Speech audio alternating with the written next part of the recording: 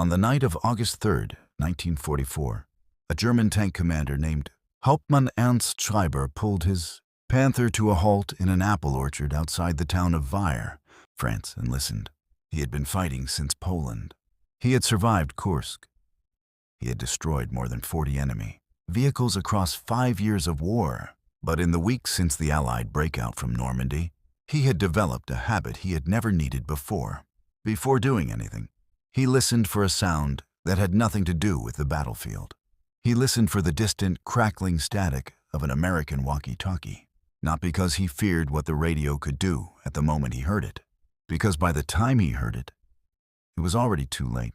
Schreiber would survive the war. He would give an interview to a West German military journal in 1956. And in that interview, like hundreds of German tank commanders before and after him, he described the specific thing that American forces did after dark that no army in the history of armored warfare had ever managed to do before. The story of what he described begins not on a battlefield in France, but in a series of classified American field manuals developed between 1942 and 1944. Manuals that the Germans never captured. Manuals that codified an approach to nighttime armor operations so far outside. German military doctrine that senior Wehrmacht officers refused to believe it was real even when their own intelligence confirmed it. The German military had built its entire armored doctrine around a simple and battle-tested truth. Tanks did not fight at night. The principle was not a failure of imagination. It was the product of hard experience dating back to the earliest armored operations of the First World War. Tanks operating in darkness lost the ability to identify targets, coordinate with infantry, avoid obstacles, and maintain formation. The risk of friendly fire, of vehicles bogging in unseen terrain, of crews making fatal navigational errors in complete blackness, all of these outweighed any tactical benefit that nighttime movement might offer. Every major armored power had reached the same conclusion. The British fought by day and consolidated by night. The Soviets moved at night occasionally, but rarely attacked. The Germans, whose blitzkrieg doctrine had rewritten the rules of modern warfare, treated darkness as a maintenance window. Night was when crews refueled, when mechanics addressed mechanical failures that had accumulated during the day's fighting, when commanders received orders for the following morning's operations. It was when the war briefly stopped. This assumption shaped everything. German defensive positions were designed around daytime threat assessment. Anti-tank guns were sighted for fields of fire that mattered during daylight hours. Minefields were concentrated at approaches that enemy armor would use in full visibility. The entire artillery registration points were selected based on terrain features that could be. American armor would stop when the sun went down. It was the correct assumption for every army the Germans had ever faced. It was catastrophically wrong for the one they were fighting in the summer of 1944. The American approach to night armor operations had grown from a specific problem identified during the Tunisia campaign in early 1943. American tank units operating against German forces in daylight found themselves consistently outranged. The Panther's high-velocity 75mm gun could destroy a Sherman at ranges exceeding 1,500 meters. The Tiger's 88 could reach beyond 2,000. At these distances, American tank guns were at the edge of their effective envelope. Standard tactical doctrine called for maneuvering to exploit flanks and reduce engagement ranges. But in the broken terrain of North Africa and later Italy, flanking movements took time, and time in the open against German optics and German gunnery cost lives. After-action reports from Tunisia and Sicily accumulated at the Armored Force School at Fort Knox, Kentucky, where a group of officers led by Brigadier General John Devine began asking a question that had never been formally studied. What happened to German gunnery accuracy after dark? The answer, when they tested it systematically using captured German equipment and German-speaking interrogators who interviewed prisoners, specifically about nighttime combat, was striking. German gunnery accuracy at ranges beyond 300 meters dropped to near zero in complete darkness. German optics, superb as they were in daylight, provided marginal advantage at night. German tank commanders, trained to engage at long range where their gun and armor gave them decisive advantages, were almost entirely blind once the sun went down. American tank commanders, operating at ranges of 100 to 200 meters in darkness, were fighting a completely different engagement than the long-range duel German doctrine anticipated. At those distances, the Sherman's gun was entirely adequate. At those distances, the Panther's superior armor still mattered, but its gunnery advantage evaporated. At those distances, the faster turret traverse that American tankers had developed as a tactical signature became a decisive factor. The Armored Force School published its findings in a restricted training bulletin in the fall of 1943. The bulletin was not a suggestion, it was a doctrine change. American armored units would train for nighttime operations as a core competency, not as an emergency fallback. The training program that followed was unlike anything the American Army had attempted with armored forces. Crews practiced moving in blackout conditions, navigating by terrain, field and compass bearing alone, identifying rally points and attack positions in complete darkness. They practiced what the manuals Maintaining called formation, infiltration using by proximity, visual contact, moving so close to German positions before attacking that the enemy's long-range advantage became irrelevant. They practiced radio discipline so strict that entire battalion movements could be coordinated in darkness, using prearranged signals that conveyed complex tactical information in seconds, without revealing precise intentions to enemy intercept operators.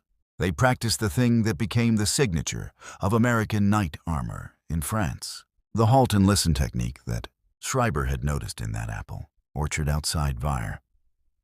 Before any movement, before any transmission, before any action that might generate noise or electronic signature, American tank commanders stopped and listened for German activity.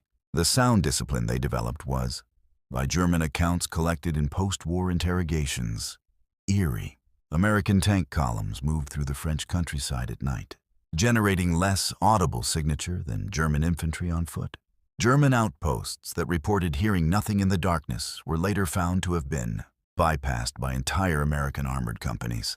The first documented large-scale American night armor operation in France occurred on July 30th, 1944, when Combat Command B of the 2nd Armored Division under Brigadier General Isaac White pushed through German lines southeast of Avranches in darkness that grounded reconnaissance aircraft and made German artillery adjustment by observation impossible. White's tankers moved 15 miles in a single night through territory that German commanders had considered secure. They overran 3 separate headquarters elements, destroyed a fuel dump that had been supplying 2 German divisions, and cut the main withdrawal route for elements of the 7th Army. Before daylight revealed to German commanders what had happened, the after-action report filed by the opposing German Corps commander, recovered in captured documents and later translated by American intelligence, contains a line that military historians have cited repeatedly because it captures the precise moment German doctrine encountered something it had no category for. He wrote that the enemy appeared to have no understanding of what was possible at night. He did not mean this as a compliment. He meant it as a statement of profound tactical disorientation. His forces had been built, trained, and positioned to fight an enemy that shared their assumptions about what armored warfare permitted. Those assumptions were wrong. The production of night-capable equipment compounded German difficulties in ways that went beyond doctrine. The American M3 half-track, which served as the armored infantry carrier in most American armored divisions, had been fitted as standard with the SCR 300 FM radio whose noise immunity allowed reliable communication, even when became nearly unusable under the electromagnetic. German infantry carriers used AM radio by vehicle engines in close proximity. An American armored infantry platoon could coordinate a night assault in real time with voice communication that was as clear in the dark as it was in daylight. A German mechanized infantry platoon attempting the same coordination used runners. The asymmetry in communication capability alone would have been decisive, combined with the training differential and the doctrinal revolution the Americans had implemented. It produced results that German commanders found difficult to report accurately because they implied a failure of assumptions so fundamental that acknowledging them fully would have required rebuilding doctrine from the ground up. General Fritz Bayerlein commanded the Panzer Lehr Division, one of Germany's most formidable armored formations. During the Normandy campaign, his division had been stationed as a strategic reserve in central France before D-Day and was considered by the German High Command to be among the best equipped and best trained armored units in the Wehrmacht. By the end of July 1944, after 6 weeks of fighting in the Bocage and the subsequent American breakout, Bayerlein's division had been reduced from over 200 operational tanks to fewer than 15. The losses came from every source, from American artillery called in with devastating precision by forward observers, who could work in darkness as easily as daylight, from fighter bombers that owned the daytime sky and occasionally operated at low altitude on moonlit nights against targets identified by ground forces, and from night armor operations that struck his positions in the hours German doctrine had designated as safe. In his post-war memoir and in extensive interviews conducted for the U.S. Army Historical Division's Foreign Military Studies program, Bayerlein returned repeatedly to the night operations as the element he had least expected and most feared. He had faced British armor in North Africa. He had commanded German forces in Russia. He had never encountered an enemy that treated darkness as an operational opportunity rather than a tactical constraint. The accounts collected in that program, comprising hundreds of interviews with German commanders conducted between 1945 and 1961, show a striking pattern when filtered for references to American nighttime operations. The language German commanders used was consistent in a way that suggests shared experience rather than coordinated testimony. They described feeling operationally blind. They described the collapse of the assumptions that had structured their defensive planning. They described the specific moment, repeated across dozens of separate accounts, when they realized that the recovery time they had counted on between day end and dawn did not exist against American forces. Everything the German armored force had used the refueling breaks were contested. The consequences cascaded through every aspect of German operation. Crew fatigue became a critical factor because crews that could not sleep at night arrived at dawn, already exhausted for the day's fighting. Maintenance fell behind because mechanics working in complete blackout conditions, knowing that any light source might draw American attention, could only address the most critical failures. Fuel consumption rose because vehicles had to move constantly to avoid being targeted at rest, burning supplies that were already critically short because American night operations had disrupted the supply columns that moved after dark to avoid daylight air attack. American operations had eliminated the 2 windows of relative safety that German logistics had depended on. The daylight window was closed by fighter bombers. The nighttime window was closed by night armor. The supply problem that resulted contributed directly to the operational collapse of the German position in France, following the Falaise pocket in August 1944, where the encirclement of 2 German armies produced losses in men and equipment from which the Wehrmacht in the West never recovered. The American tankers who executed these operations were, by most German accounts, not individually superior soldiers to their German counterparts. German after-action reports consistently noted what they described as aggressive but technically inconsistent American gunnery, a tendency to fire more rounds than necessary, and occasional lapses in formation, discipline that German units would not have tolerated. What the Americans had was something that technical skill alone could not produce. They had an institution that had asked a question no one else had thought to ask, had found an answer that contradicted everything existing. Doctrine suggested was possible, and had turned that answer into trained capability, faster than any army in the history of armored warfare. The German military prized technical perfection. It built the finest tank optics in the world.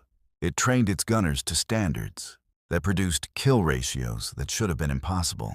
It developed doctrine that had conquered most of Europe, and then it watched that doctrine become irrelevant because an enemy had decided to fight at night.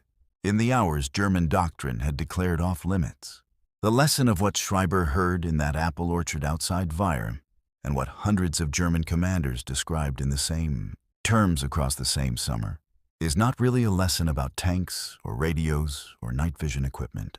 It is a lesson about the danger of assumptions so fundamental that they stop being recognized as assumptions at all. The Germans did not believe tanks could fight at night because tanks had never successfully fought at night. The Americans did not share that history. Merely traditional. They looked at the problem fresh the war and asked whether organizations that mistake tradition for physics lose to organizations that test the difference.